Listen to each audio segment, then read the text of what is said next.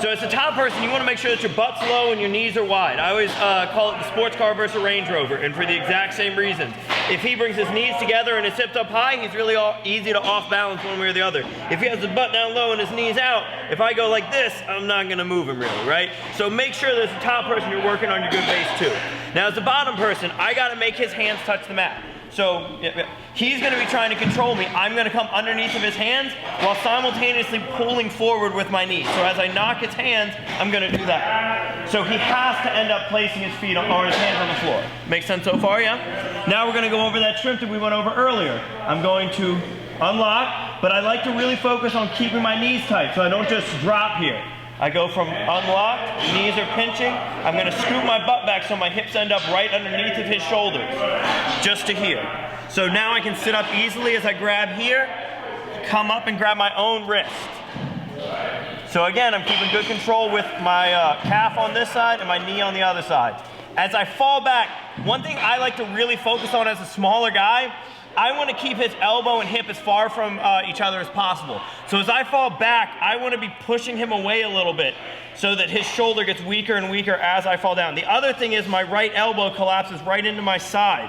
I don't want to have it out wide. I'm here.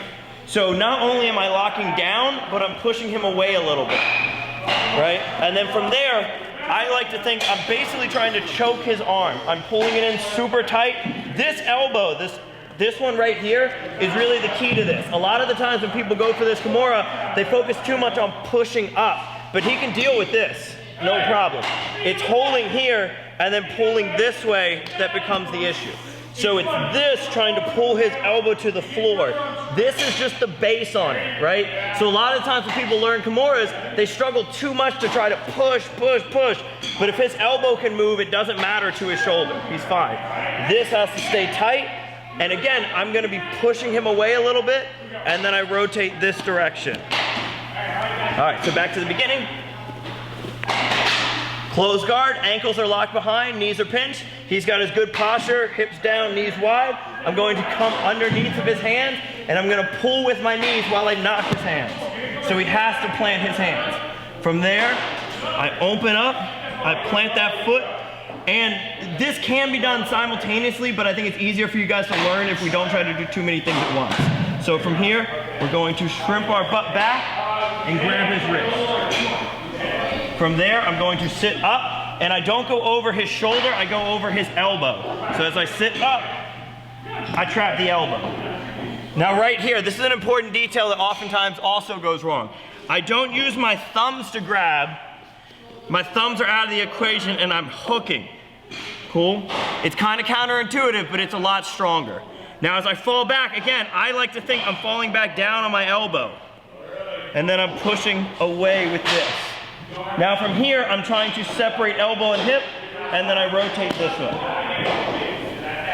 Cool? So real quick, just sit there for a second. Same position. There, just there, that's fine. So real quick, I just want to talk about this because this is an important part of it.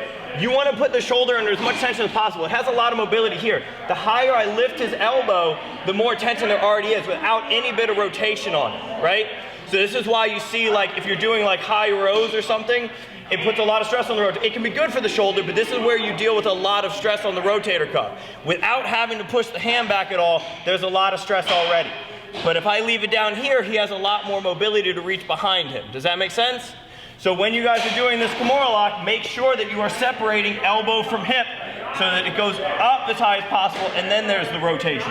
So I'm gonna go through this one more time and then we'll partner up. So we're here, we come underneath, pop, open, shrimp back, control the wrist, up and over the elbow, controlling our own wrist, falling down, elbows in. Again, I'm choking his arm and then I'm here.